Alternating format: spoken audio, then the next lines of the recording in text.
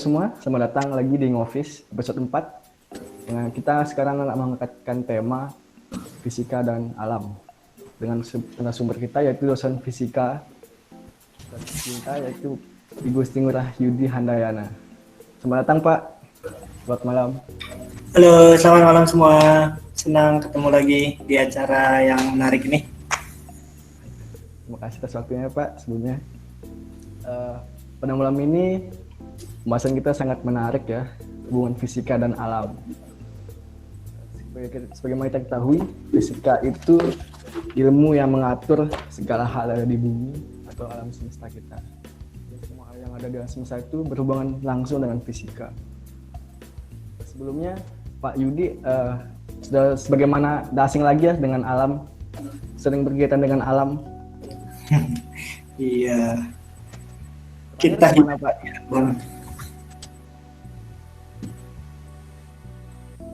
Terakhir ke gunung atau kemana Pak di alam, berkegiatan dengan di alam?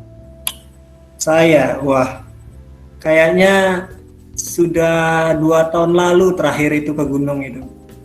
Jadi sekarang masih fokus di kegiatan di akademik. Tapi next pasti akan kembali lagi ke alam. Alat-alat udah di sini kok. Jadi saya dari kampung itu sudah saya kirim sekitar 22 kilo alat-alat saya itu ke Mataram. Jadi kalau teman-teman di mahasiswa mau ngajak bertualang, boleh dikabari nanti. Boleh nih, boleh banget nih Pak. Terakhir kemana Pak? Ke gunung mana? 2 tahun yang lalu. Terakhir di 2 tahun lalu, tepatnya di bulan Juni 2018 ya, itu saya ke Gunung Agung di Bali, di gunung tertinggi di Bali. Nah itu terakhir, dan itu merupakan gunung ke-38 sepanjang saya. Target selama saya mampu untuk berjalan itu target sih sebenarnya mau bisa 100 puncak. Ini baru 38, berarti masih ada 62 lagi. Wow. Menarik sekali. 37 puncak sudah 38 ya Pak? 38 ya. 8.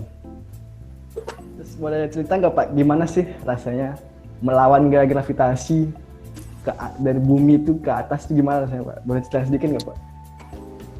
Melawan gravitasi ya. Wah, keren ya bahasanya ya. Wah, kalau kita ngomongin melawan gravitasi, kalau ke gunung itu, kalau kita ngomongin realita, gunung itu kan tingginya paling tinggi kalau di Indonesia yang pernah saya daki, terutama Gunung Rinjani kan, itu puncaknya 3.762 mdpl.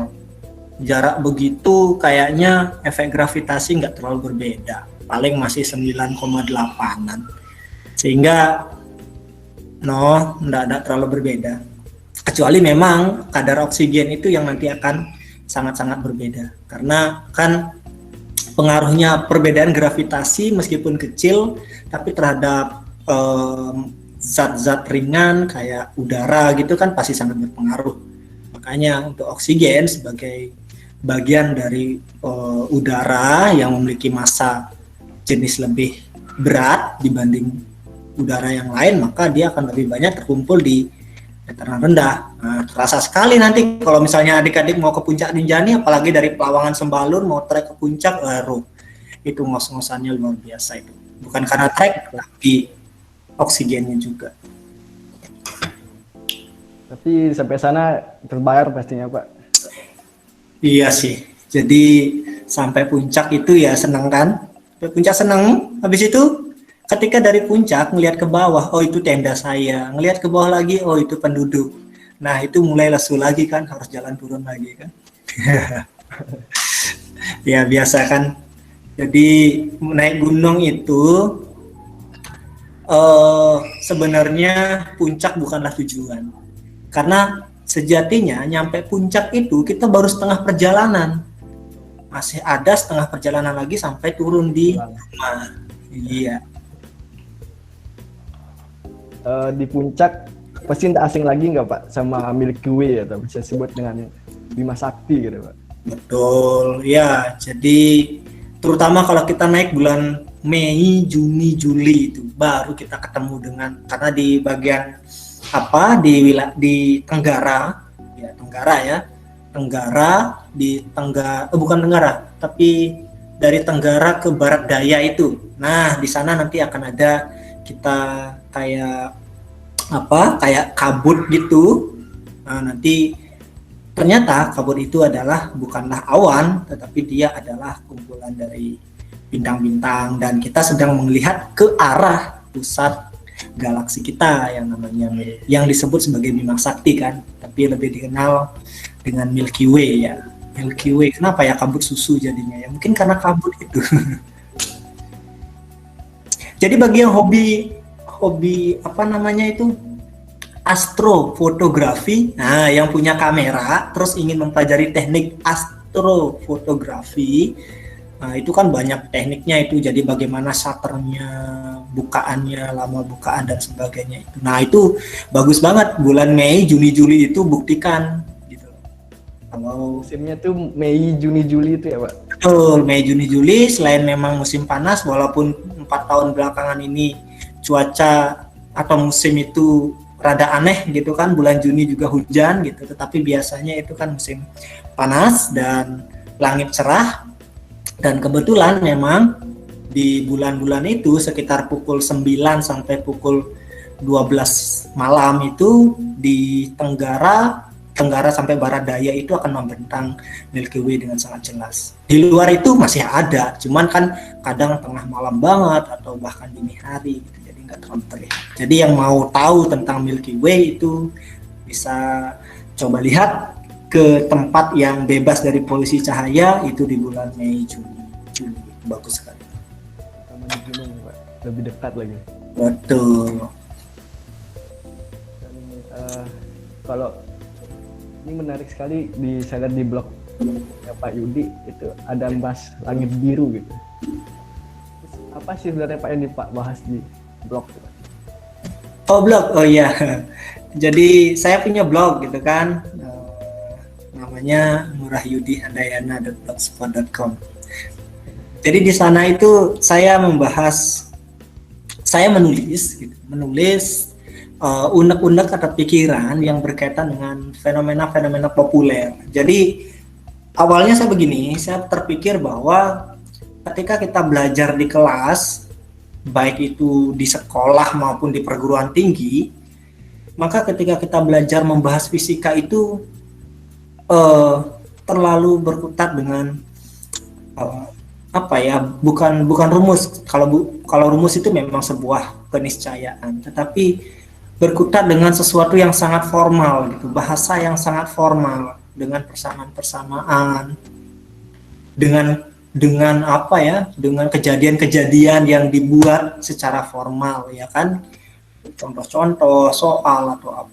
Tetapi saya ingin membuat bagaimana kita mengkaji fenomena yang paling sederhana di sekitar kita, tapi kita bahasakan dalam bahasa ilmiah, tetapi bahasa ilmiah juga yang tidak terlalu formal gitu, yang disebut sebagai bahasa populer. Saya terpikir ketika ada kerabat masih kecil itu yang bertanya gitu kan manggilnya ya dalam bahasa Bali gitu kan, Kak, kenapa sih langit itu biru? Nah, bagaimana bisa saya menjelaskan tentang pembiasan tentang difraksi pada anak kecil ya kan? Gitu, tentang bagaimana ada cahaya itu kemudian masuk prisma, nanti terpecah cahayanya menjadi beberapa warna, ada cahaya monokromatik, polikromatik, bingung anak kecil kan? Nah gitu, sehingga di sanalah kemudian kita saya merasa teruji gitu, bagaimana saya bisa membuat dia paham tetapi tidak harus stres. Gitu kan. Nah, dari sanalah kemudian saya terpikir, bagaimana kalau misalnya kita buat aja sebuah tulisan-tulisan yang populer terkait dengan beberapa fenomena atau kejadian yang menarik dan ya tertuanglah dalam suatu blog. Dan di sana memang sasaran saya bukan anak kecil juga sih, tetapi lebih pada ya yang sudah beranjak remaja, sekolah menengah sampai perguruan tinggi yang tidak perlu memiliki basic fisika banget untuk bisa memahami fenomena-fenomena tersebut. Walaupun beberapa mungkin ada istilah-istilah yang sangat ilmiah yang fisika banget, tetapi saya rasa itu tidak akan membuat ya bingung lah gitu, sehingga dibuatlah blog ini. Bahasa berhubungan dengan cahaya ya Pak. Ini juga ada topik api gitu. Kenapa sih api itu semakin panas semakin hilang warnanya? Gimana? Api itu Pak, semakin panas tuh semakin hilang warnanya, semakin kemudah gitu, kayak seperti fenomena bonfire di Ijen gitu Pak. Gimana sih penjelasannya Pak? Oh, semakin hilang warna. Api semakin hilang warna. Semakin panas. Oh, kayaknya nggak hilang deh warnanya ya. Jadi pada intinya api itu memang kalau kita bicara api, kita susah mendefinisikan api itu apakah salah satu zat atau apa gitu kan. Tetapi yang jelas api itu muncul adalah sebagai bentuk pelepasan energi kan. Nah, energinya itu dalam bentuk energi panas. Nah, dan di sana terdapat macam-macam, terutama adalah radiasi. Nah, jadi tergantung pada energi yang ditandai dengan suhunya, gitu kan. Jadi karena energi ini kita tidak melihat dari jumlah total energinya, tetapi kita melihat dari pancaran radiasinya. Mungkin adik-adik kalau pernah dengar tentang hukum Stefan Boltzmann itu kan, ya, di sana kan pasti disebutkan bukan energi total, tetapi energi total persatuan luas, persatuan waktu gitu kan. Jadi kayak gitu. Artinya apa? Sama kayak gini deh analoginya. Kita punya uang. Biasanya kalau urusannya dengan uang itu biasanya sering cepat ngerti gitu kan. Jadi kita punya uang nih. Terus uangnya itu ada banyak gitu kan. Misalnya lah anggap 1 miliar gitu kan. Uangnya 1 miliar. Nah, apakah ketika kita mendengar uang 1 miliar itu berarti kaya? Belum tentu. Kalau uang 1 miliar dimiliki oleh 100 orang, ya udah bagi-bagi itu kan, masing-masing ya 10 juta. Tetapi kalau uang 100 miliar itu dibagi oleh 10 orang gitu kan, ya masing-masing punya 100 juta gitu. Artinya apa? Yang 10 orang itu akan memiliki uang yang lebih banyak. Nah, energi juga begitu. Energi itu sejatinya tidak dari apa yang kita dapatkan, atau dalam misalnya di sini apa yang total dipancarkan, tetapi lebih pada berapa yang dipancarkan dalam setiap waktu dan setiap satuan luas. Kalau dia sangat besar, maka daya radiasinya besar gitu kan. Tapi kalau misalnya dikit-dikit, tapi kalau kita buat dalam rentang jutaan tahun kan besar total energinya itu. Tapi kan itu tidak akan berefek apa-apa sama kita. Tapi coba kalau misalnya dalam sekali waktu itu dilepaskan energi yang sangat besar, itulah jadi bom. Ya kan? Sehingga menjadi sebuah ledakan. Nah, kalau kita berbicara api, maka yang dilihat di sana yang ditandai oleh suhunya. Jadi kalau misalnya dan suhu itu nanti terlihat dari warnanya gitu kan. Jadi ketika api itu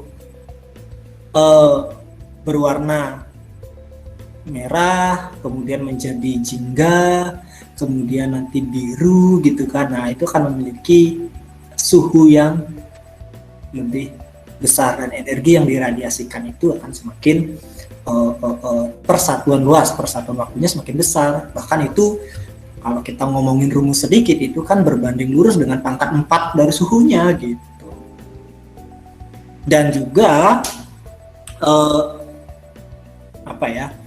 dan juga kenapa akhirnya dia bisa terlihat biru, maka penjelasannya ada di hukum Wien. Nah, kalau masih ingat ya, hukum Wien. Nah, itu ada yang ingat ya hukum Wien. Jadi bagaimana perbandingan antara suhu dan panjang gelombang. Maka itulah ketika suhunya makin tinggi, maka akan muncul warna yang biru. Nah, kenapa? Karena panjang gelombangnya yang dipancarkan, panjang gelombang radiasi maksimum yang intensitasnya yang maksimum yang dipancarkan, bukan panjang gelombang yang maksimum, tetapi panjang gelombang yang intensitas radiasinya maksimum yang dipancarkan itu semakin pendek.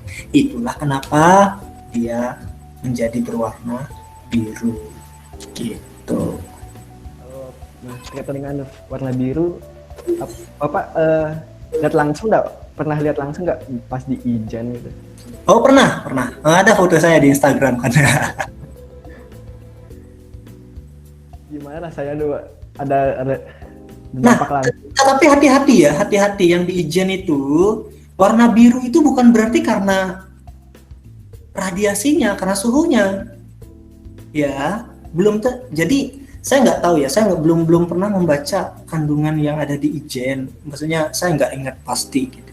Tetapi kan adik-adik masih ingat mungkin ketika praktikum di kimia bahwa ada memang zat-zat yang ketika dibakar itu berwarna meskipun suhunya nggak terlalu tinggi, ya kan? Nah, bisa jadi yang di Ijen itu begitu.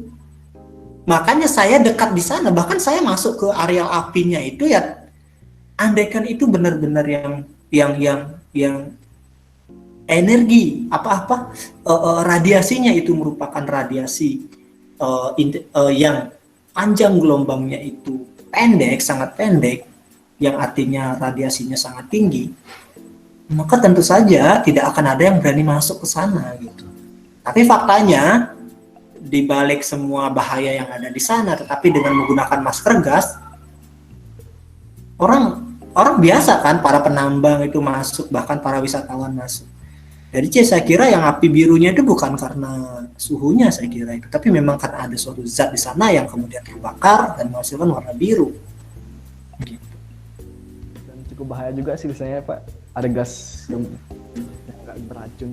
Oh iya tentu, yang namanya gunung, apalagi kita berada di kawah, itu memang sangat beresiko gitu kan. Itu adalah sebuah petualangan yang sangat beresiko. Dan tanpa persiapan pengamanan dan perencanaan mitigasi yang tepat, maka itu berbahaya gitu kan. Bukan berarti tidak boleh gitu kan, apalagi kita sebagai seorang kalangan akademis itu memang hal-hal yang seperti itu kadang dalam tujuan tertentu mau nggak mau harus kita hadapi. Tapi tentu saja kita menghadapinya itu bukan sembarangan gitu kan, bukan sembarangan. Kita harus melalui sebuah perencanaan yang matang. Maksud saya adalah orang kalau turun ke Ijen aja itu kan ya harus pakai masker gas kan gitu. Minimal tidak keracunan oleh gas dulu, sehingga masih bisa untuk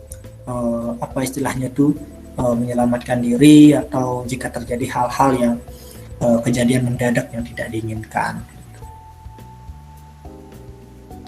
Kalau gunung-gunung itu yang paling berkesan menurut Bapak apa sih? Yang di mana?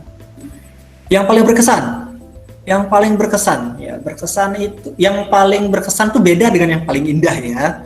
Jadi karena yang namanya kita bertualang di alam, kita bersahabat di alam itu yang menarik itu bukan sekedar pemandangannya, tetapi pengalaman apa yang kita dapat di sana. Ya gitu. Nah, akhirnya yang paling berkesan adalah ketika bulan Maret tahun 2013, sekitar 7 tahun yang lalu. Nah, jadi saya bersama tim itu naik ke Gunung Sumbing. Gunung Sumbing itu ada di Jawa Tengah, dekat dengan Dieng, bersebelahan dengan Gunung Sindoro. Jadi itu sehingga disebut sebagai Sumbing Sindoro, dan di tengah-tengahnya itu ada Dieng. Nah, gitu. Nah, Gunung Sumbing itu adalah gunung yang bisa dibilang setengah aktif. Jadi dia itu sudah lama tidak meletus, tetapi di bagian kawahnya itu masih ada asap-asap dan belerang-belerang itu masih tercium di sana.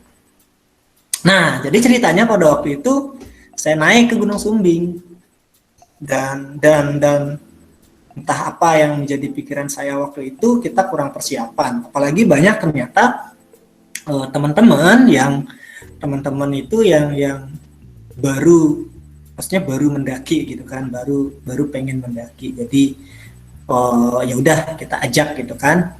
Namun ternyata karena kita kurang perencanaan, karena memang ini perencanaannya hanya 3 hari. Ya maksudnya kalau misalnya kita yang sudah kelompok saya itu beberapa orang memang sudah tim sama saya itu kadang perencanaannya cepat aja 1 hari udah gitu kan. Tapi karena kita tidak menyangka ada teman-teman yang banyak ikut dengan perencanaan yang 3 hari itu, ya sudah kan, anggaplah iseng-iseng sama teman-teman dah, yuk kita nyenengin teman-teman. Jadi yang sudah saya apa istilahnya satu pikiran banget dalam hal ke alam itu ada 5 orang, tetapi waktu itu akhirnya yang ikut ber-13, berarti bisa ada 8 orang yang benar belum pernah mendaki. Ini pertama kali. Iya, dan ya itu. Dan yang menariknya adalah ketika kita mendaki, kita salah jalur. Kita sampai ke tempat puncak yang luar biasa indah itu. Benar-benar apa ya? Kalau adik-adik pernah nonton Teletubbies nggak? Bukit-bukitnya. Ya persis kayak Teletubbies gitu. Keindahannya juga dari atas itu luar biasa. Tapi karena situasinya waktu itu kita memang salah jalur, dan yang namanya mendaki kan pikirannya kita ke puncak gitu kan. Jadi ke puncak sesuai tujuan kita balik gitu kan. Tapi kalau kita ini maksudnya ya sudah, kita nikmati jalannya. Puncak itu bukan tujuan, tapi selamat kembali pulang itu tujuannya kan. Sehingga akhirnya waktu itu ya kacau gitu kan, kacau. Jadi kita yang biasa menikmati perjalanan, mau sampai puncak mau enggak gitu kan, itu udah menikmati. Tapi teman-teman yang kecewa karena akhirnya salah jalur, itu sudah mulai terjadi gesekan-gesekan, bahkan ada yang mulai kelelahan fisik, kemudian karena stres, lelah fisik, kemudian enggak terpikirnya kita salah jalur, akhirnya mulai terserang penyakit-penyakit apa ya, kayak psikologis, mulai terserang daya tahan tubuhnya menurun akibat kepikiran itu. Jadi nggak bisa menyesuaikan diri dengan kedinginan, akhirnya mulai ada hipotermia. Pokoknya kacau banget deh gitu kan, kacau banget deh pokoknya. Ada yang satu demam, ada yang satu hipotermia, wah pokoknya kacau. Apalagi kita salah jalur, di luar jalur, otomatis nggak mungkin kita ketemu orang lain gitu kan. Nah di saat itulah kemudian kita dijemput oleh tim SAR. Untungnya dari sinyal ya Pak ya. Berarti ada kirim bantuan gitu pakai telepon gitu. Terpaksa kita, maksudnya jadi kan tadi itu berlima yang memang sudah terbiasa untuk kita jalan gitu kan. Jadi 2 orang stay nemenin teman-teman, dan 3 orang lainnya itu nyebar ke segala penjuru untuk mencari sinyal. Akhirnya ada 1 orang mendapat sinyal, hubungi ke bawah, dan itu pun yang dari bawah juga nggak terlalu tahu persis posisi kita. Nah menariknya adalah karena saya benar-benar, jadi waktu itu ya, karena saya masih tahun berapa, 2013 itu saya belum, ya namanya manusia ya, dalam tekanan emosi yang gimana itu, merasa ego gitu kan, akhirnya saya harus cepat pulang dah, maksudnya kadang malas juga berada dalam situasi itu. Akhirnya apa? Saya yang ke bawah. Ini lucu nih. Jadi saya ke bawah jemput tim SAR-nya buat saya ajak naik. Karena teman-teman yang di atas nggak mau dia ke bawah, trauma gitu kan. Saya udah bilang, ini loh jalur kita naik, ikuti aja, turun kita nyampe ke penduduk. Nggak mau. Ini kalau ada terus nggak mau, akhirnya apa? Harus tim SAR yang naik gitu kan. Terus tim SAR-nya, ayo mana dong posisi yang benar gitu kan, biar cepat ketemu gitu kan. Ya udah, saya yang turun. udah turun sekitar 1,5 jam. Bayangin 1,5 jam turun, 1,5 jam turun loh. Naiknya berapa jam? 2 kali lipatnya. Sampai di bawah ketemu tim SAR, ya udah saya naik lagi kan. Udah ngos-ngosan turun, diajak naik lagi gitu kan. Karena saya tanya dari tim SAR tuh, nanti diajak ke jalur ini nggak? Enggak, kayaknya ke jalur sebelah dipotongin gitu. Oh berarti saya nggak mungkin nunggu di sini. Ya nggak mungkin mas, kecuali mau turun sendiri gitu. Saya nggak mau kan, tas saya masih di atas gitu kan. Naik lagi kan gitu. Wah luar biasa itu. Sambil ada badai-badai kan Pak pas di situ. hujan deras, badai, bahkan kita sampai atas itu tim SAR sampai maksudnya ketemu ke lokasi kita itu sekitar jam 4 sore. Terus belum lagi persiapan semua, akhirnya mulai jalan jam 5:30 sore. Baru nemu ke jalur utama. Nah, nemu jalur utamanya itu udah jam 9 malam, bayangin itu. Terus dari jalur utama tempat kita, maksudnya ketemu titik jalur utama menuju ke bawah ke base camp yang perbatasan hutan dan penduduk itu katanya masih 5 jam lagi. Ya udah kita jalan dengan hujan deras. Saya udah capek banget, paling belakang jam 12 malam, bahkan saya ditinggal sendiri tidur di jalan, udah nggak apa-apa, udah ngantuk sekali kan. Nah itu benar pengalaman yang luar biasa. Dan lucunya ternyata bukit yang kami salah jalur itu memang jarang orang ke sana, walaupun orang-orang yang mencari kayu bakar katanya pernah beberapa ke sana, tapi udah lama nggak ke sana. Dan sampai sekarang kalau dilihat ke Gunung Sumbing itu, maka puncak bukit itu disebut sebagai puncak 13. Itu iya, karena kami ber-13 tersesat di sana. Keren. Iya, jadi kalau ke Gunung Sumbing tanya ke pos yang di Wonosobo itu namanya pos Bowongso. Nah, jadi pos kan ada 3 pos di sana. Jadi cari yang pos Bowongso, tanya tahun 2013 ada nggak mahasiswa UGM namanya Yudi naik terus dinamai puncak 13, pasti bilang ada gitu kan. Karena sama tim SAR-nya itu sampai sekarang saya masih chat-chatan gitu kan.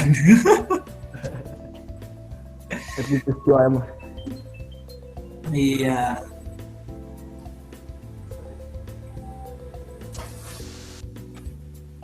Mohon maaf bentar Pak.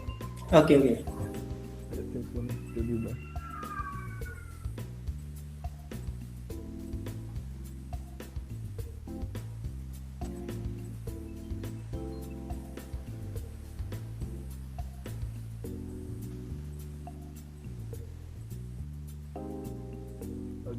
Mohon maaf Pak, ada gangguan dikit. Oke, nggak apa-apa, santai. Kita kembali lagi ke blog aja nih Pak. Gimana? Kita kembali ke blognya Bapak. Ada beberapa topik yang menarik sih di sini, saya lihat. Oke. Contohnya itu seperti setengah abad jejak manusia di bulan tuh Pak. Boleh ceritakan dikit ya Pak? Oke, setengah abad jejak manusia di bulan. Jadi ya kita anu dulu ya. Kita harus samakan persepsi dulu. Jadi kan ini sebenarnya banyak perdebatan. Perdebatan itu dimulai adalah ketika orang-orang nggak ngerti fisika. Oke, saya bisa bilang nggak ngerti fisika ya. Jadi kemudian dengan kekurang pahamannya terhadap fisika, jadi berusaha untuk mempertanyakan hukum-hukum yang sudah disusun oleh pendahulu-pendahulu kita. Yang akhirnya yang mana hukum-hukum itu sejauh ini sudah mampu untuk menjelaskan banyak fenomena-fenomena di alam. Nah, terutama yang berkaitan dengan bentuk dari bumi, gitu kan.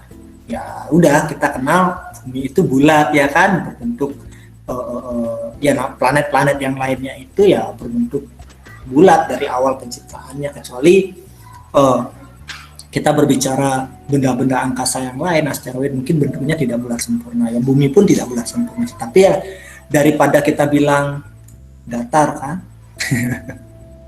Gitu. Ya. Nah, artinya bahwa biasanya kelompok-kelompok yang menyatakan, yang percaya terhadap yang tidak percaya bumi itu bulat, makanya akan mempertanyakan banyak hal tentang pencapaian manusia. Nah, salah satunya adalah apakah benar manusia itu nyampe bulan? Bahkan jangankan nyampe bulannya, apakah benar eksplorasi ruang angkasa itu benar terjadi kan? Karena menurut orang yang nggak percaya terhadap bumi bulat itu, bahwa di atas kita itu ada kubah yang menghalangi kita keluar angkasa, nanti bisa tabrakan atau apa kan gitu kepercayaannya gitu kan? Teori. Ya, saya tuh terbuka terhadap suatu teori baru, terbuka sekali. Sains itu sangat terbuka terhadap teori baru. Bukan berarti itu salah, tidak. Tetapi yang terpenting adalah sebuah teori itu harus dibuktikan dengan fakta-fakta yang ilmiah yang disajikan. Tentu saja dapat ditunjukkan fakta-fakta berdasarkan hasil eksperimen dan pengamatan gitu kan, dan yang ilmiah terverifikasi gitu. Nah, nyatanya memang sejauh ini penentang teori-teori yang sudah kita pelajari sejauh ini, nah itu tidak mampu untuk menyajikan fakta-fakta yang jelas terkait dengan itu. Nah, mungkin kita akan diskusikan ini di topik yang lain ya. Itu menarik sekali ya. Bahkan kan ada buku itu. Ada buku yang bahkan lucunya buku itu di bagian akhir, kalau ada yang pernah baca, itu diambil fotonya Albert Einstein yang saya nggak tahu Albert Einstein itu kenapa sih foto harus menjulurkan lidah gitu kan. Tapi itu yang terkenal kan, itu yang banyak. Nah, tetapi itu diplesetkan, diberikan narasi oleh si penulis buku loh, bukan sekedar tulisan blog atau buku yang beredar luas yang cetak. Dia bagian akhirnya tertulis, lihatlah foto ilmuwan yang dipuja yaitu Albert Einstein. Dia pun menjulurkan lidah yang sebenarnya mengejek kita bahwa teori-teori fisika saat ini sebenarnya memang tidak benar gitu. Jadi fotonya itu dibilang bahwa dia itu sebenarnya mengejek kita gitu kan. Ya lucu gitu kan, maksudnya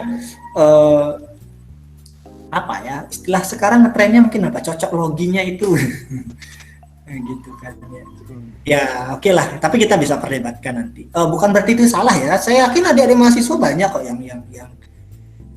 mungkin terdistrak pikirannya terhadap teori sebelah gitu kan, tetapi ya itu bisa kita nanti diskusikan gitu kan, kita namanya masyarakat ilmiah itu terbuka kok untuk diskusi apapun. Jadi jangan pernah menjudge teori itu salah. Ingat, teori itu tidak pernah bisa dibuktikan kebenarannya. Teori tidak pernah bisa dibuktikan kebenarannya. Tetapi teori hanya bisa ditunjukkan kesalahannya. Bahkan dengan sebuah eksperimen. Itu yang perlu. Nah, artinya bahwa belum tentu ada teori yang benar, tetapi untuk menyalahkan teori juga tidak serta-merta harus ada sebuah bukti yang jelas. Nah, kembali ke tentang setengah abad jejak manusia. Jadi di sini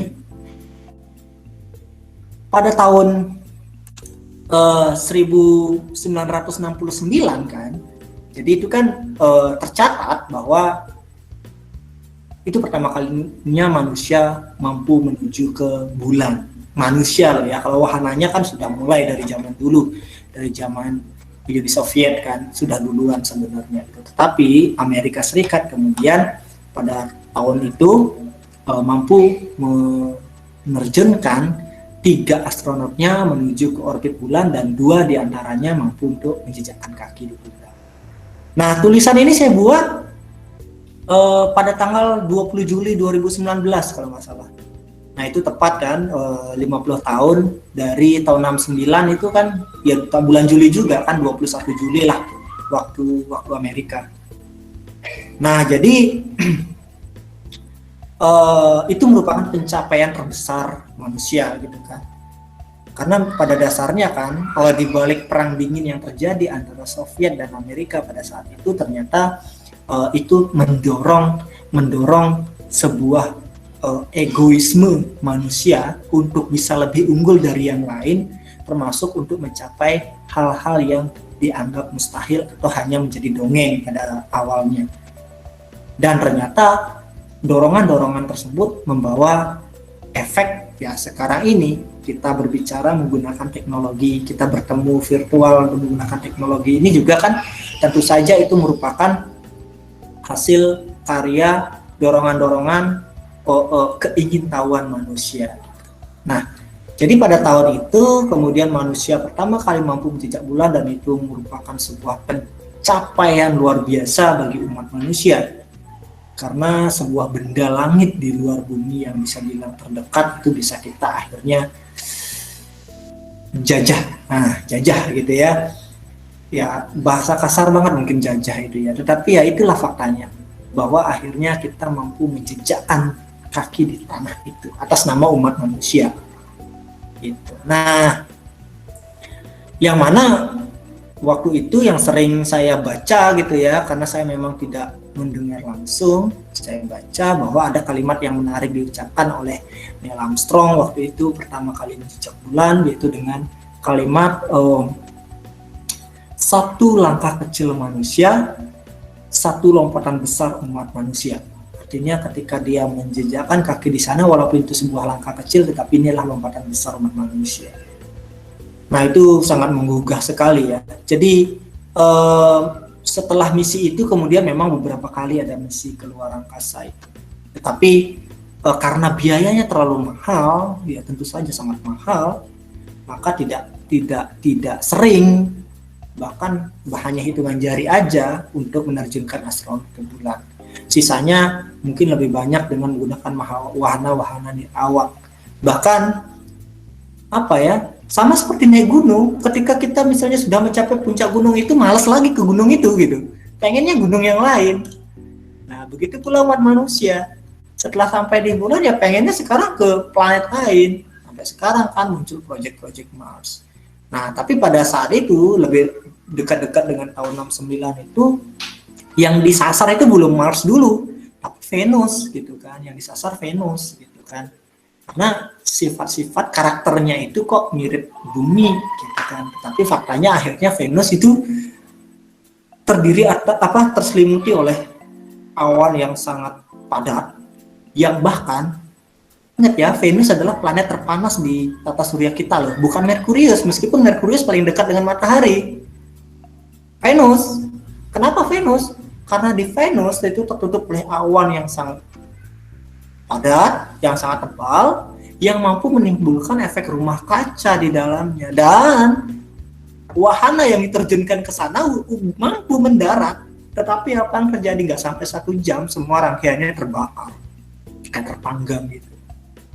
Nah itu jadi ternyata Venus nggak menarik gitu kan, hingga akhirnya ya udah tetap diteliti, tapi ketika diteliti Venus itu hanya berputar-putar sekitar Venus, tapi wahananya ini kemudian dilempar ke luar angkasa, ruang angkasa. Nah itu Voyager ya kan, Voyager.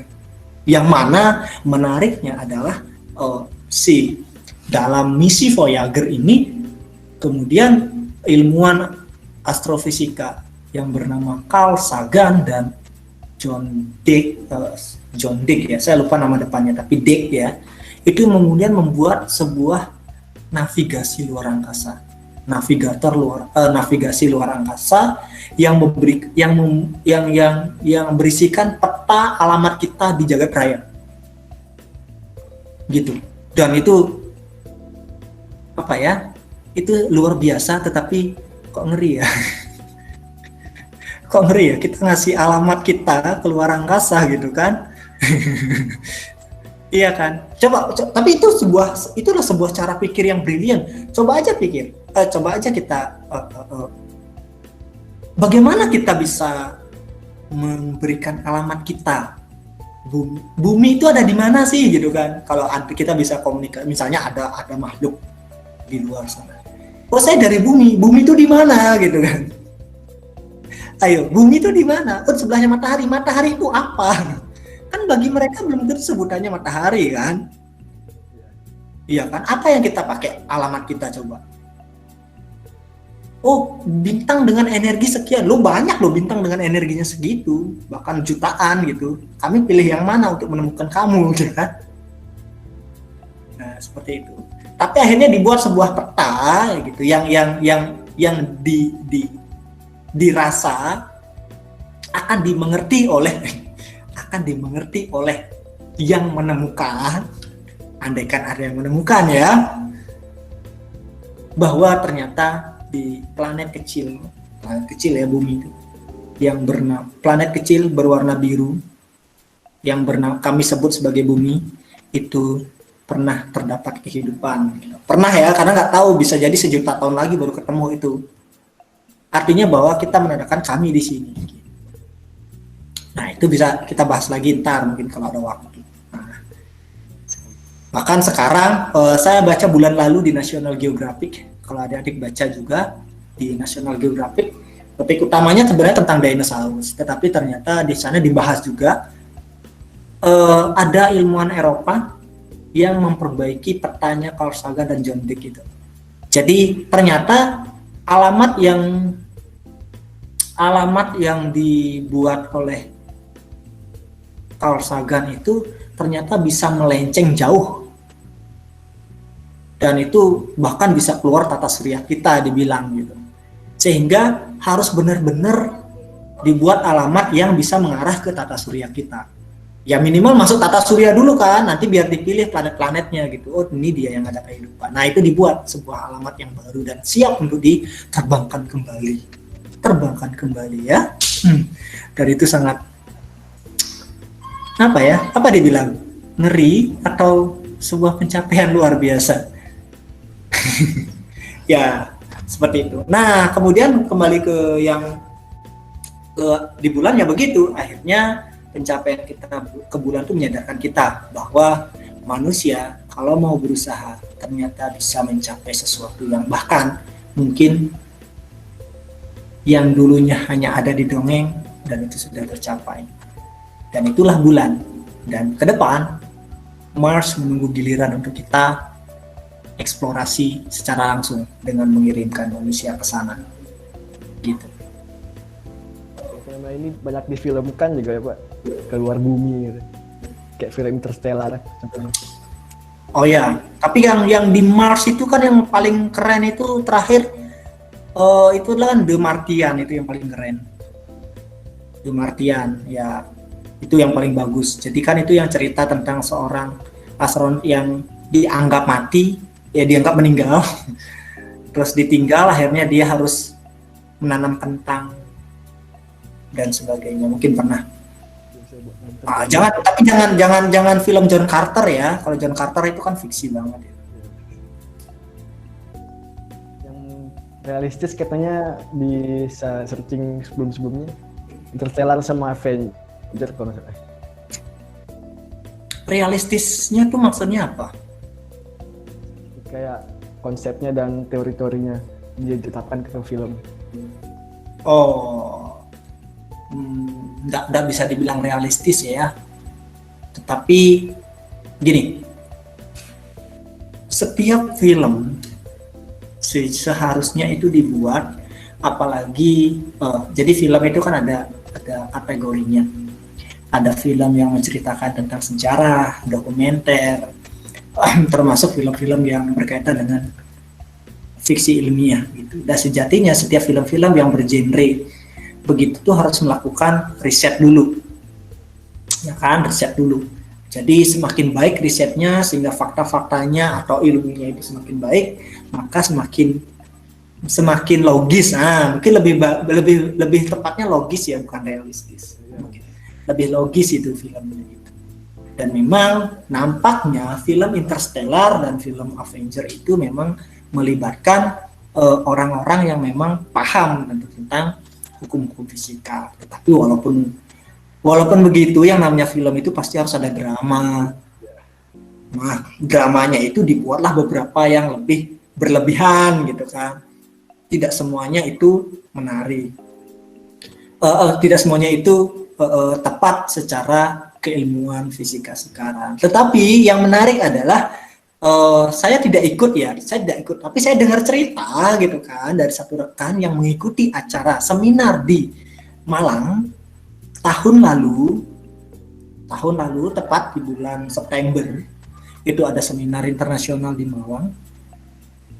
Dan itu seminar internasional teoritik, fisikawan teoritik berkumpul di sana, fisikawan teoritik Indonesia berkumpul di sana. Dan lucunya yang dibahas itu adalah Avenger Endgame. Iya, jadi Avenger Endgame itu dikupas.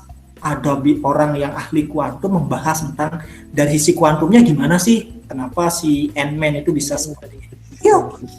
Dari sisi relativitas bagaimana sih, kenapa kok bisa kita tim dari Avenger itu balik ke masa lalu, tapi kok tidak mempengaruhi si Thanosnya, kok Thanosnya masih belum mati juga gitu kan. Ya ternyata memang ada kaitan yang disebut sebagai entanglement gitu ya. Jadi dibahasakan sebenarnya kan dalam kuantum entanglement itu ada gitu kan, tetapi akhirnya dibawa ke ranah makro gitu kan. Tentang entanglement itu ya, walaupun itu sedikit nggak logis, tetapi ternyata diadopsi konsep itu gitu kan, konsep itu. Karena kalau kita bicara namanya entanglement itu kan masih dalam ranah kuantum. Ingat, syarat-syarat ranah kuantum itu kan ada beberapa gitu kan. Salah satunya adalah terkait dengan ukuran. Jadi tidak sembarang case atau situasi bisa dikait-kaitkan dengan kuantum. Harus ada syaratnya. Nah, dalam Avenger itu kan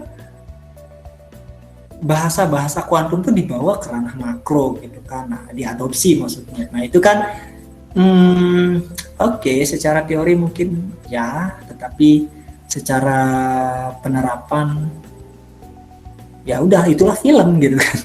Mau gimana gitu kan. Kita ingatin lagi nih, kalau ada yang mau tanya, yang di sahabat Ngovis yang di sini yang mau nanya bisa di kolom komentar atau open voice. Ada sesinya. Ini satu pertanyaan lagi mungkin Pak. Terus selain gunung Pak, ternyata hobi juga diving ya Pak? Ya lumayan kalau diving. Di CV-nya ada bersinggungan dengan lingkungan gitu Pak, dan zero waste. Oh iya. Dulu mulai tahun saya kenalan dengan diving itu mulai tahun 2000 berapa ya? Belum lama itu, 2016. Jadi kebetulan saya di kampung dulu itu dekat dengan pantai. Nah, nggak kebayang aja saya harus bisa diving itu. Tapi pada akhirnya ketemu dengan teman-teman kelompok di kampus dulu, itu saya diajak untuk melihat terumbu karang gitu kan. Nah, awalnya membuat medianya di pinggir aja. Saya belum kenal yang namanya diving dulu. Tapi kemudian saya lihat kok ada yang baru naik. Wah, diving itu asik ya. Jujur ya, tahun 2016 itu saya belum bisa renang sama sekali nggak bisa renang. Gitu. Tapi akhirnya apa? Saya tertarik. Wah, ini keren kayaknya itu. Nah, diving itu bukan aktivitas yang murah, dan sangat berbahaya. Tapi menarik, ya. Jadi apapun kegiatan itu pasti ada resiko. Naik gunung juga pasti banyak resikonya. Diving juga gitu. Dan tidak murah banget. Karena itu butuh peralatan. Kecuali kita hanya snorkeling, free dive. Ya akhirnya lama-kelamaan dari hasil pergaulan di pantai, jadi anak pantai, dan akhirnya ya sudah bisa gabung, dan akhirnya mulai, saya ingat sekali tuh 1 Juni 2017 hari kesaktian, hari lahir Pancasila. Dari tahun 2016 sampai 1 Juni 2017 saya akhirnya baru diajak turun untuk nyelam. Terus selama dari 2016 sampai 2017 ngapain gitu kan?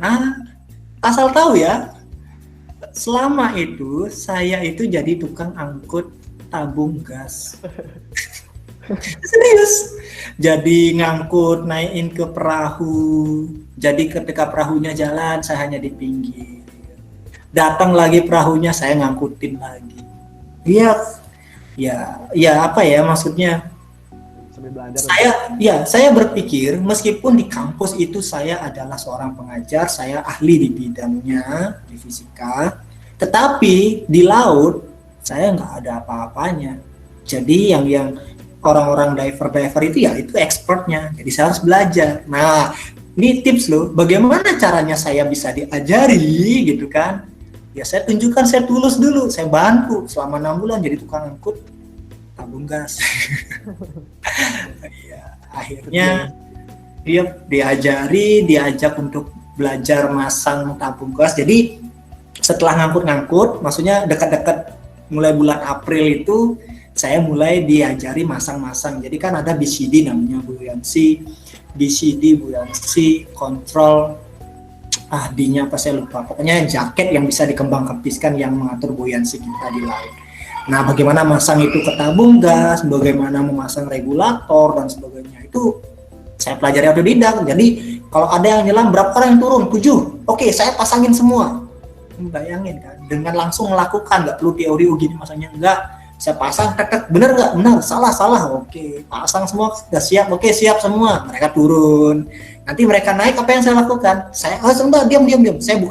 Saya bukain semua, saya cuciin. Artinya apa? Oh, jadi pertama saya ngerti dulu bagaimana menghandle peralatan yang mahal-mahal itu. Ya kapan toh kita bisa menghandle peralatan yang harganya puluhan juta itu? Iya kan, nggak harus beli dulu kan, gitu loh. Iya, jadi saya ngerti bagaimana caranya memasang, saya bagaimana caranya merawat. Oh, cara nyucinya begini loh. Sampai malam saya bantu nyuciin. Kan harus langsung dicuci karena air asin dan air tawar, biar nggak rusak kan, jadi dengan air tawar.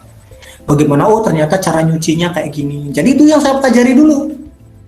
Setelah akhirnya semua handle peralatan itu saya ngerti, baru mulai mau nyoba nggak Yud? Langsung saya tanpa pikir panjang mau dong gitu kan. Iya, diajak dulu kedalaman 2 meter. Setelah saya bisa kontrol, kan yang paling penting itu adalah mengatur nafas di dalam air. Baru akhirnya ya rekor paling dalam sih gitu buat saya yang masih pemula, itu sekitar 15 meter ya, itu udah paling dalam. Maksudnya lewat daripada itu saya harus ngambil license dulu sih gitu. Maksudnya nggak berani tanpa ilmu yang benar-benar didapat dan bersertifikat, itu nggak berani untuk lebih jauh dari itu. Dan itu pun kalau saya turun itu pasti didampingi oleh seorang ekspor gitu, nggak cuma seorang, jadi ada pengawal saya kiri kanan gitu kan. Jadi turun itu, dan memang wajib gitu. Dan untuk kan tekanan di bawah itu kan besar sekali ya Pak? Enggak sih, kan hukum Pascal kan. Jadi kalau kita ambil dari konsep tekanan hidrostatis, di kedalaman 10 meter kan kita baru dapat 2 atm. Itu enggak kok, tubuh kita itu enggak terlalu terefek. Yang mulai terefek itu ya di kedalaman di atas 15 meter. Kalau pengalaman saya ya itu baru benar-benar terefek. Terefeknya tuh bukan berarti tubuh kita tuh bukan berarti ngerasa sesak ditekan. Enggak, itu yang kita rasakan. Di bawah itu malah kita yang rasakan itu kita nge-fly.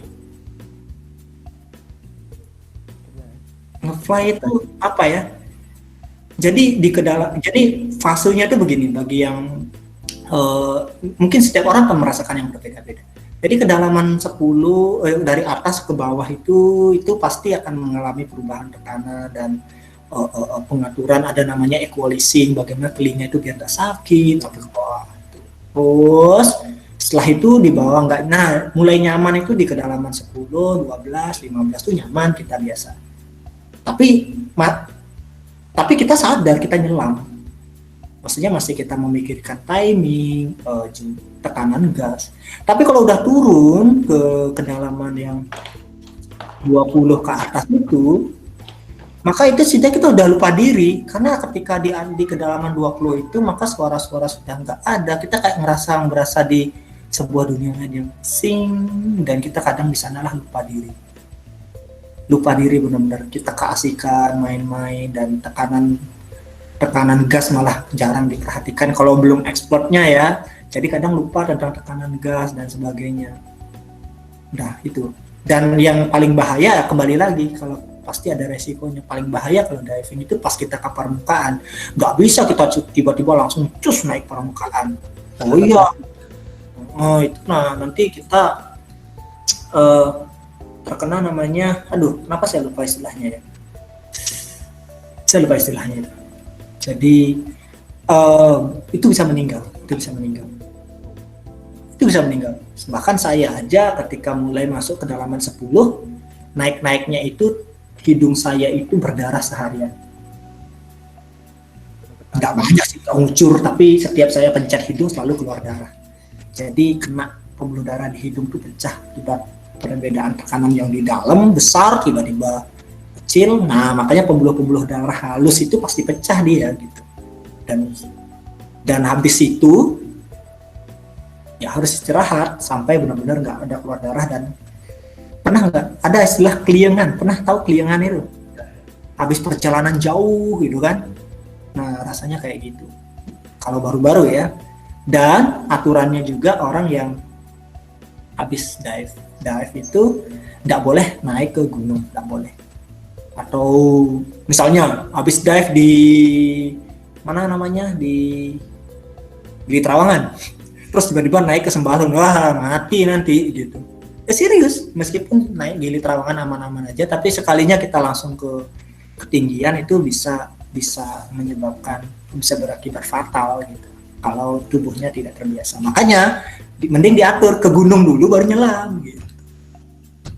Berarti sejatinya menyelam atau enggak mendaki tujuan utamanya untuk pulang selamat ya, Pak? Betul, apapun itu pasti.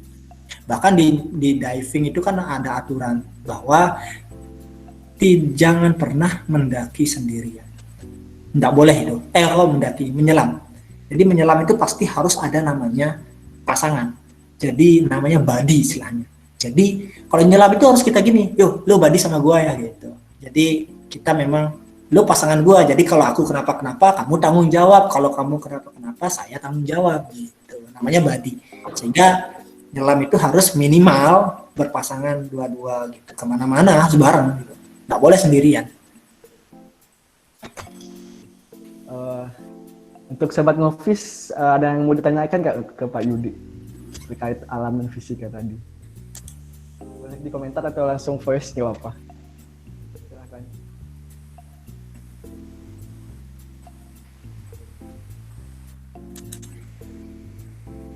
Oh gitu. Itu silakan tuh.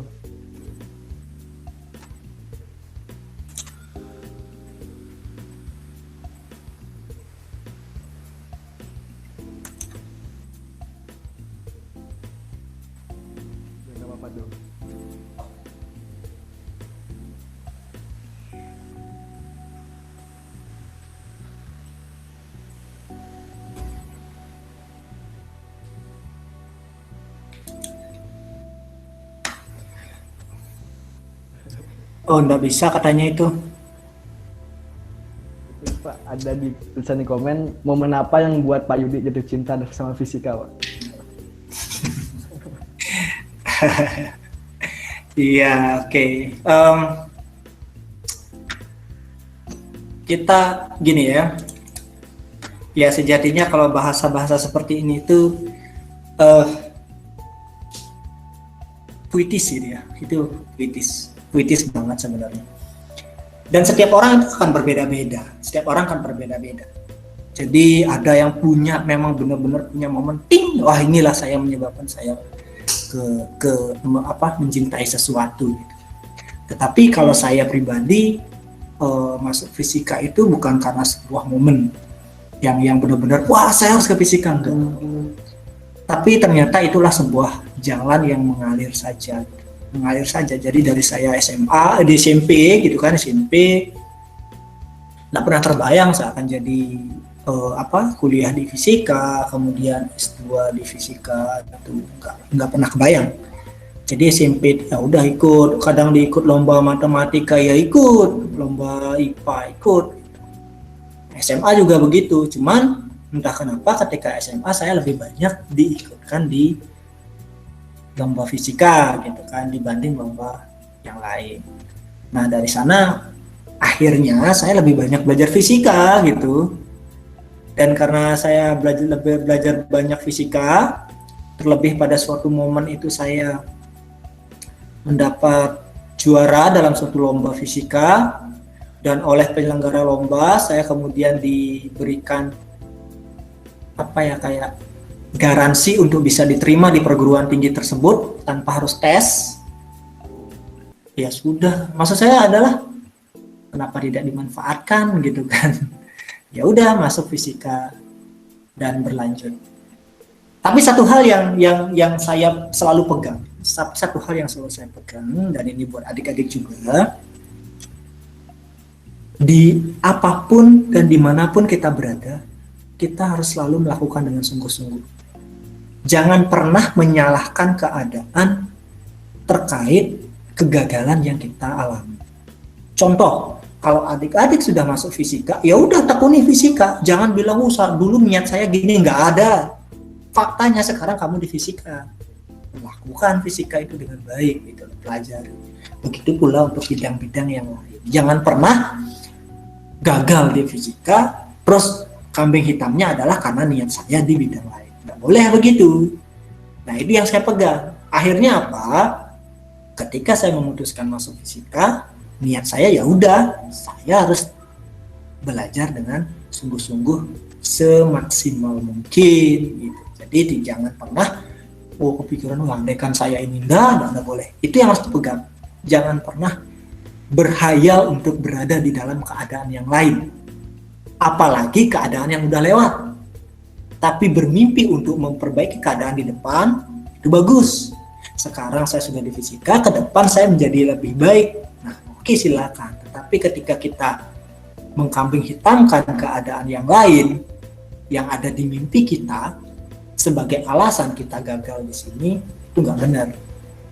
Karena belum tentu juga kalau kita berada di posisi yang kita bicarakan itu juga kan bagus kan. Jangan-jangan kalau misalnya Tuhan mampu membalik keadaan, kamu sudah berada di posisi itu, malah ngomong lagi, kenapa saya nggak fisika gitu kan.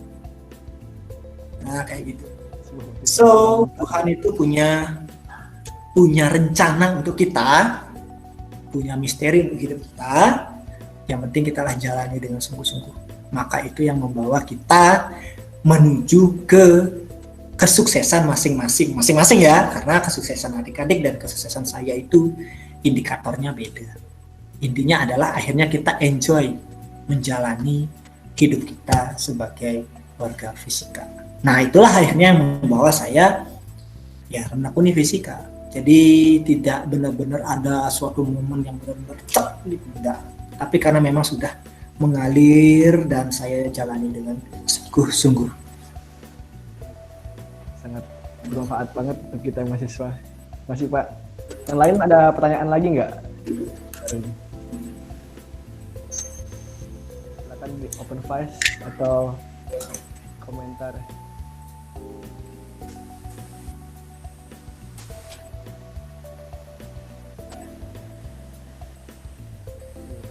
Sudah sejam ya Pak. Apakah ada lagi?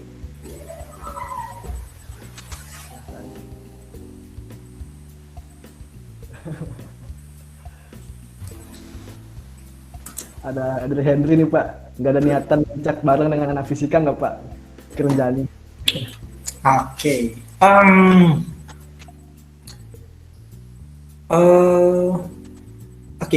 Tunggu ya. Saya mau tunggu ya, bentar aja. Tunggu. Mana tadi? Saya ingin menggugah. Saya nggak pamer, tapi saya hanya ingin menggugah. Iya. Oke, saya sedang. Sorry. Maaf. Oke, iya. Jadi itu saya join lagi dengan akun yang lain. Gak apa-apa Pak. Iya, terus izinkan saya untuk share screen. Oke Pak, silakan. Mana share screen-nya ini? Oh, present screen. Oke, mungkin ada ya. Ya. Oke, saya mau perlihatkan sebuah Instagram.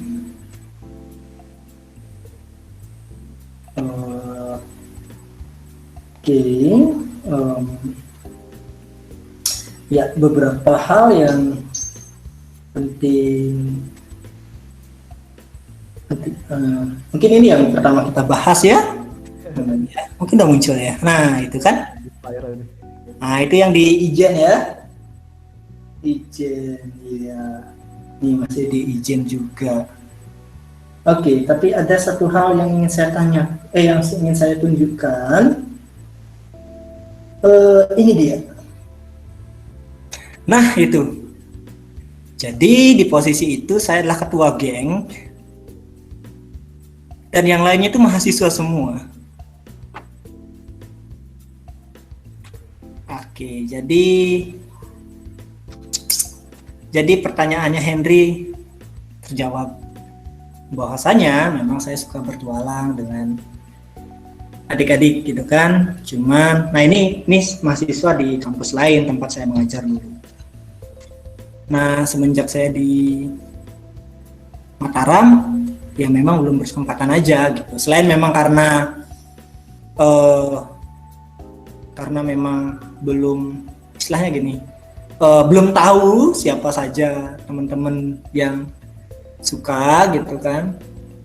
Tapi memang ada faktor keluarga juga, artinya masih ada anak yang masih kecil gitu kan yang susah untuk ditinggal. Tapi ya sudah saya bilang di awal, 22 kg peralatan saya sudah di Mataram. Jadi kalau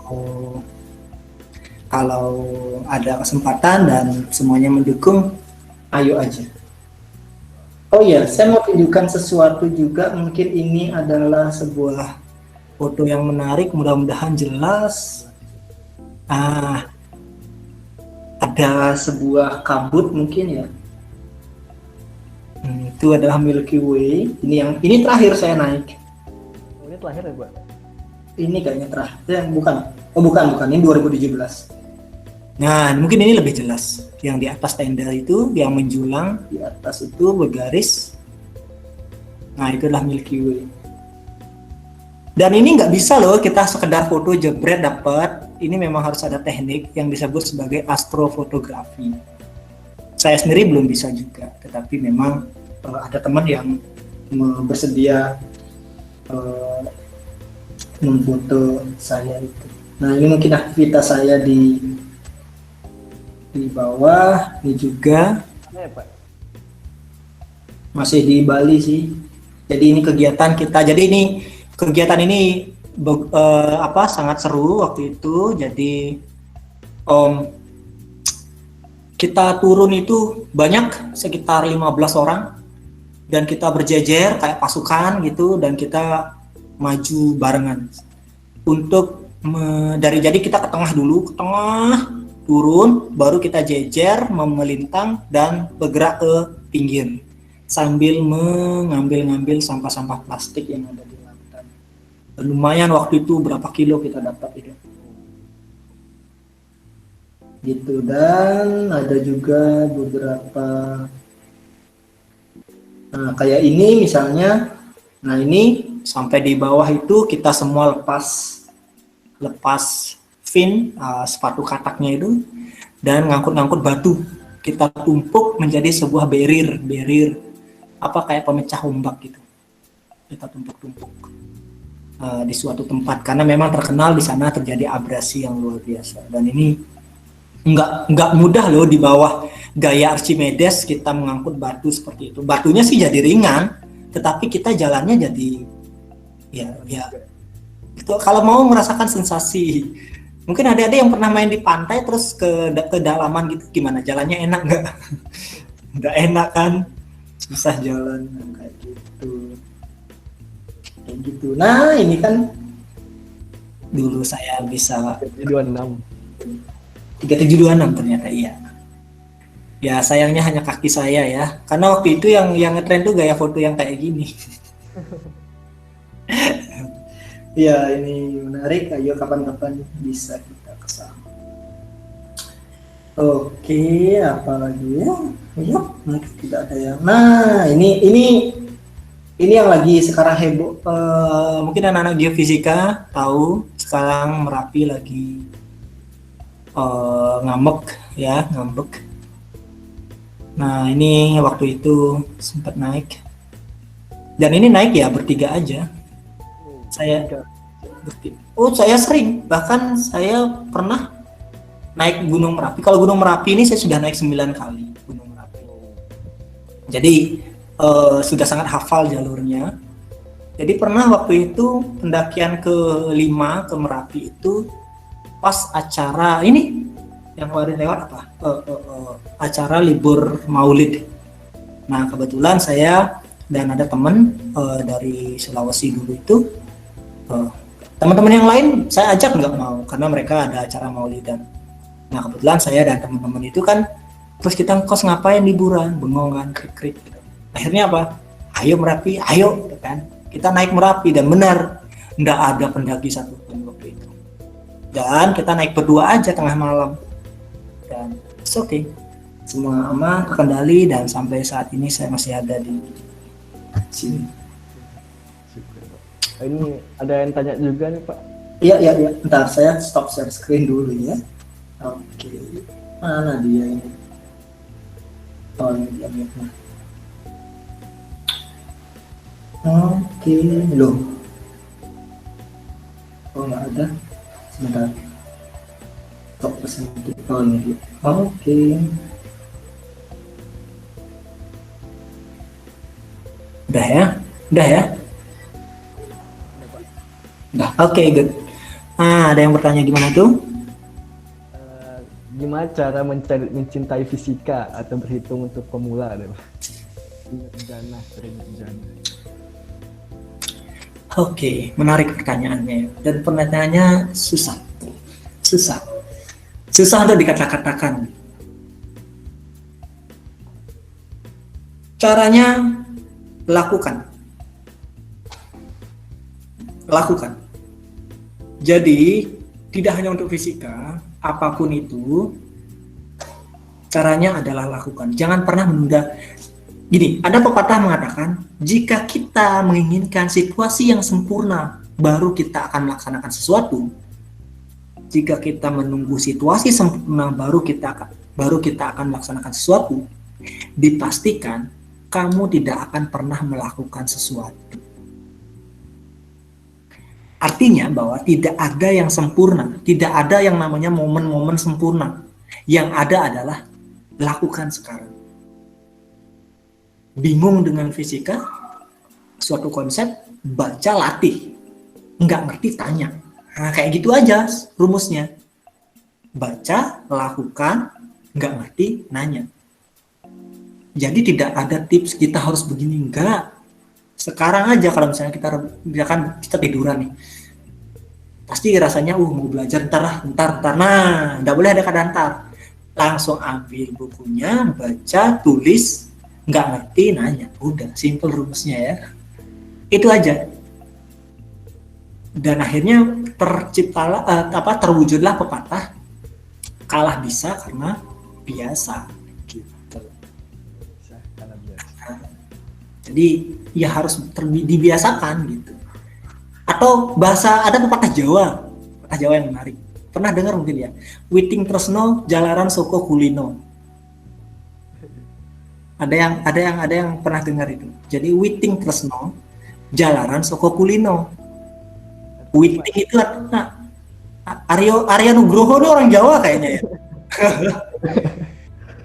Ngerti? Enggak tahu. Jadi bahasa Indonesianya gini.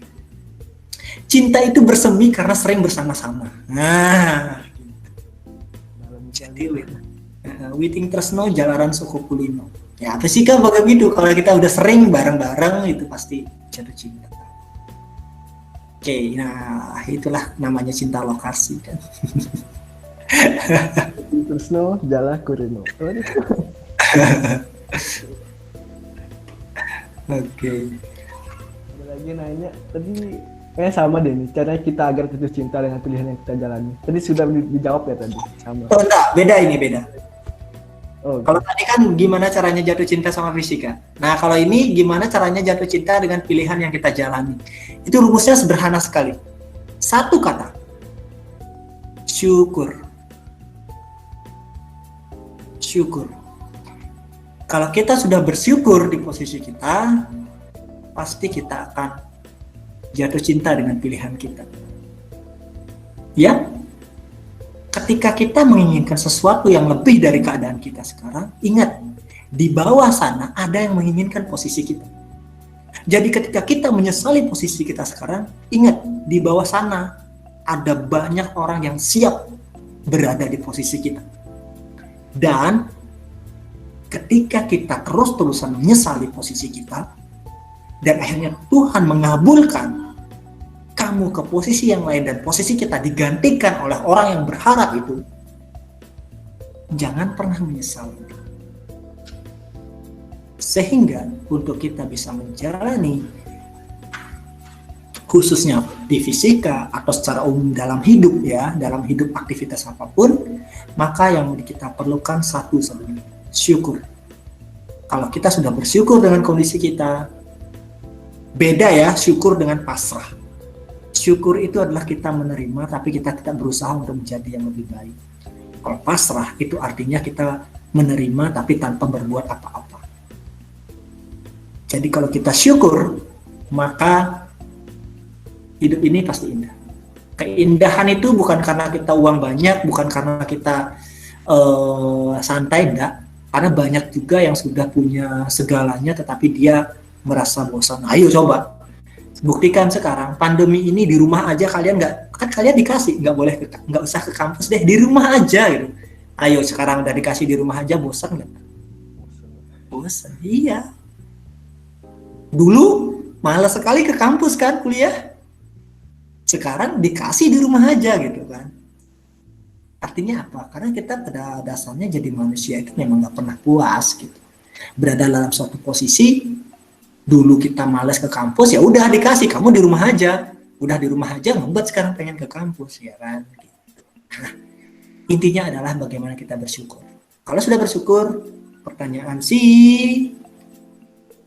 adik Emma akan terjawab. dia bersyukur. Dan ada Dito lagi nanya lagi nih, Pak. Bilangnya, sukses menurut Bapak dan sukses menurut kita berbeda. Jadi apa sukses menurut Bapak? Yang mungkin jawaban dari Bapak bisa jadi inspirasi kami untuk mencari arti sukses masing-masing. Oke, jadi saya punya rumus untuk sukses itu kayak gini. Buatlah adik-adik sebuah bukan keinginan ya, sebuah impian. Tapi impian yang realistis, yang punya indikator, yang targetnya jelas. Paling pendek deh. Buat misalnya impiannya adalah kuliah Fismat dapat A. Nah, itu impian yang realistis dan terukur.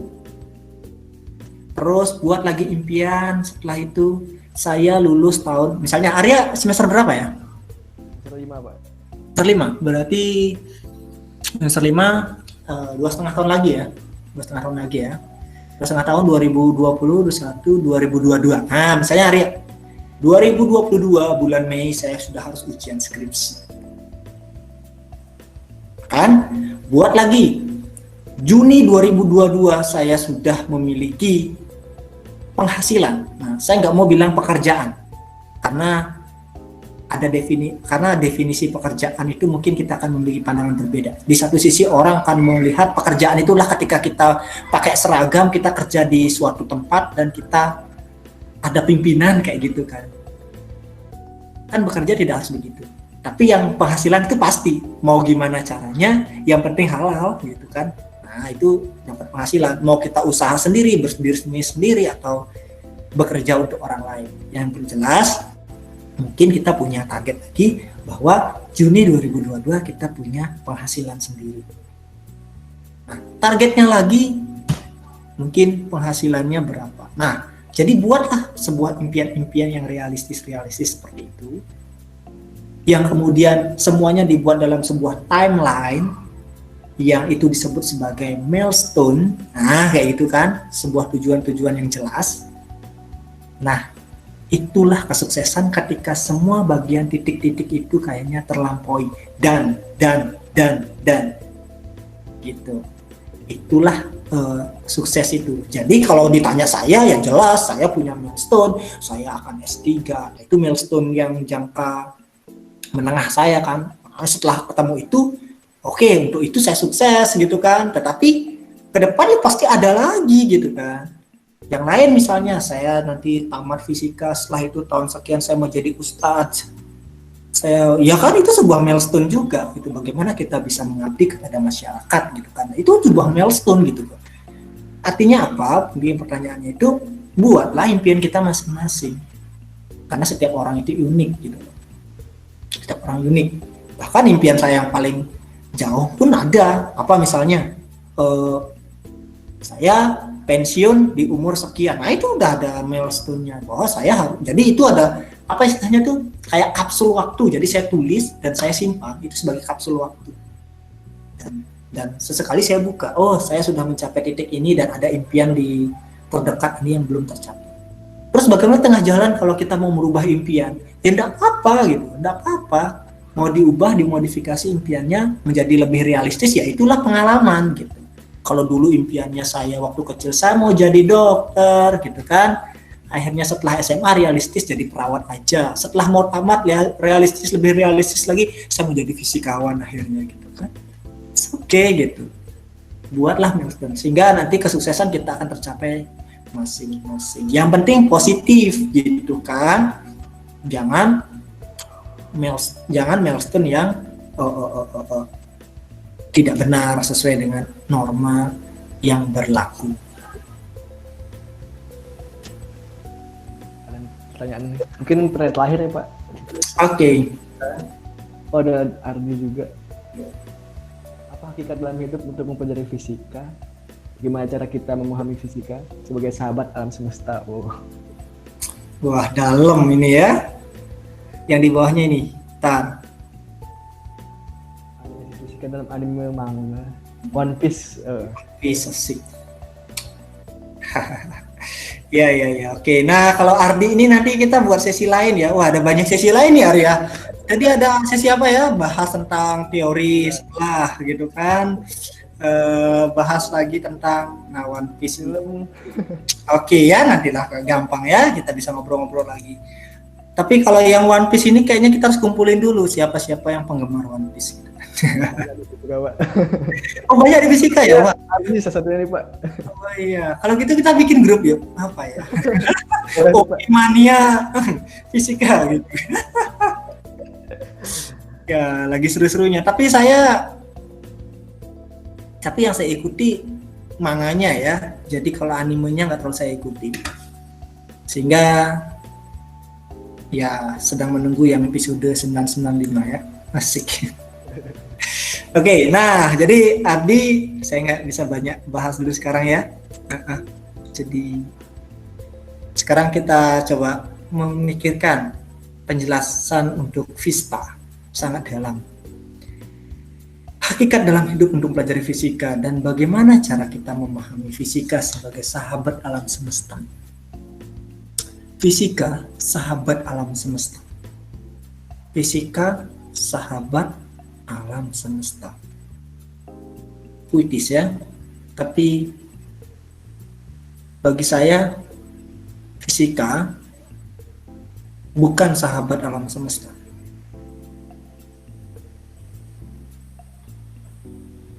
Fisika itu kan sebuah ilmu, adalah sebuah alat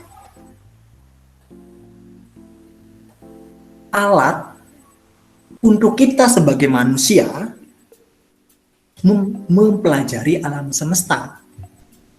Ya, fisika itu adalah upaya mempelajari alam semesta. Siapa yang berupaya? Ya manusia. Karena memang fisika itu tercipta ya karena manusia. Ya, selain manusia, contohnya hewan dan tumbuhan, itu nggak mungkin dia kenal fisika. Jadi fisika yang kita pelajari itu ya karena ciptaan manusia, buah hasil pemikiran manusia yang sampai sejauh ini kita geluti. Apakah ke depan itu fisika bisa musnah? Bisa digantikan oleh sebuah ilmu yang lain, sebuah cara yang lain bagi makhluk nantinya.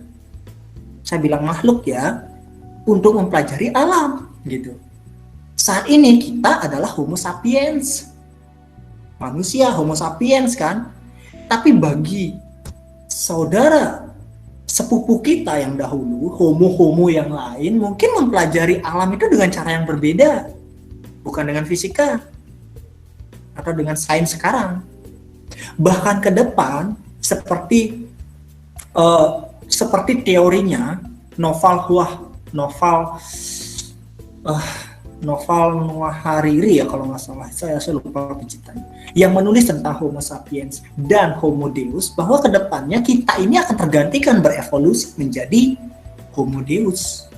Jadi tidak lagi ada Homo sapiens, kita akan musnah nih, kita akan musnah. Sama seperti kita memusnahkan Netherland, manusia Netherland, itu bahasa dari sejenis manusia yang lain ya. Sekarang yang ada di muka bumi, satu-satunya manusia yang ada di bumi adalah Homo sapiens. Ya kenapa? Karena kita yang menguasai semua ilmu itu melalui sains itu. Jadi akhirnya apa terjadi? Sebuah seleksi alam, kita yang akhirnya bertahan dan yang lainnya habis dengan segala kemampuan Homo sapiens dan peradabannya, baik pertanian dan sebagainya. Nah, ke depan dengan kemajuan teknologi sekarang bisa jadi akan menciptakan sebuah jenis, diteorikan itu ada sebuah jenis kelompok masyarakat yang nantinya akan mulai menjadi sebuah evolusi kita. Jadi jangan memikirkan evolusi itu perubahan, kita menjadi muka lonjong, enggak ya, tapi perilaku itu juga sebuah evolusi gitu kan. Yang akhirnya apa? Bahwa perilaku Homo sapiens ini, kita ini menjadi kuno bagi mereka. Dan akhirnya apa? Dalam situasi itu, dalam dunia itu, dan dalam alam semesta pada waktu itu nantinya, itu hanya cocok bagi mereka. Dan kita ini akhirnya akan tersisihkan. Nah, menjawab pertanyaannya itu, bagaimana cara kita memahami fisika sebagai sahabat alam semesta? Jadi fisika itu bagi saya itu bukan sahabat, tapi upaya untuk menjelaskan alam semesta. Bagaimana upaya kita untuk memahami alam semesta dan bagaimana kita bisa menggunakan alat itu dengan baik, ya tentu saja kita harus tekun untuk, ya namanya sebuah alat sepeda itu kalau kita sering-sering pakai ya hafal gitu kan, bahkan nggak perlu pikirkan. Fisika juga gitu, kalau kita udah sering-sering coba, kita geluti dengan baik, ya sudah, itu akan menjadi sebuah alat yang udah otomatis bagi kita, dan setiap fenomena sekitar kita akhirnya bisa kita sense-nya itu feel-nya itu dapat. Ya, caranya sederhana. Misal aja adik duduk, Arya misalnya itu lihat belakangmu ada apa itu? Ada tembok gitu kan. Ada tembok gitu kan, kemudian warnanya apa? Kalau saya melihatnya warnanya putih, renung aja gitu kan, warna putih. Kenapa tembok ini warna putih? Ya karena dicat putih ya. Kenapa dicat putih bisa terlihat seperti ini ya kan? Nah, mulailah muncul teori-teori optika modern kita kan gitu. Ya kayak gitulah kan, pemantulan dan sebagainya. Jadi caranya ya harus kita lakukan sehingga fisika itu akhirnya bisa kita kendalikan dan alam semesta bisa kita mengerti dengan lebih baik, walaupun fisika hanyalah bagian kecil dari upaya kita memahami alam semesta. Apakah itu paling benar? Nggak tahu. Karena sering saya bilang bahwa tidak ada satu teori pun yang benar. Tapi inilah cara terbaik kita untuk mempelajari alam semesta. Fisika, matematika, dan ilmu sains yang lain, inilah cara terbaik kita sebagai Homo sapiens untuk memahami alam semesta. Ke depan, apakah ini akan bertahan? Kita nggak pernah tahu. 100 tahun, 1000 tahun, 2000 tahun, 10.000 tahun lagi, bisa jadi sekarang ini, sains yang kita sebut sebagai sains sekarang, itu terlihat kuno bagi pengetahuan di masa itu nanti. Sama seperti ketika kita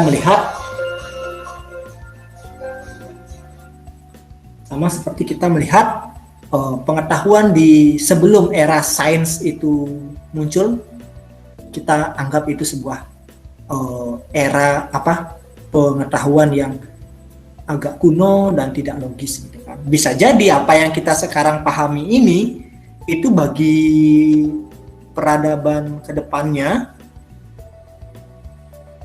fisika sekarang atau sains sekarang itu juga dianggap tidak logis gitu kan. Tapi ya namanya kemampuan manusia pasti akan selalu terus berkembang sehingga kita menciptakan diri kita, mengevolusikan diri kita menjadi jenis yang lain ya. Jenis ya saya bilang. Nah, tapi ingat, jenis itu bukan berarti kita menjadi monster ya. Jangan kalau berpikir evolusi itu berpikirnya monster ya. Tapi perilaku kita adalah sebuah evolusi gitu. Dan perilaku kalau terus-menerus terjadi, maka itu akan membentuk sebuah habit. Ya, habit, kebiasaan itu akan mengubah struktur kehidupan dan bahkan bukan tidak mungkin akan mengubah morfologi gitu kan, bentuk. Tapi itu adalah sebuah proses yang sangat susah gitu kan, sangat susah. Bahkan itu bisa jadi perbincangan. Mungkin nanti bisa diundang narasumber yang ahli dibilang evolusi gitu kan. Jadi lebih menarik. Nah, apalagi disandingkan. Jadi bagian yang fisika, kemudian bagian yang evolusi kita diskusikan. Itu akan semakin seru nanti. Oke, mungkin itu pertanyaan terakhir ya. Sudah terasa sudah 1,5 jam ini.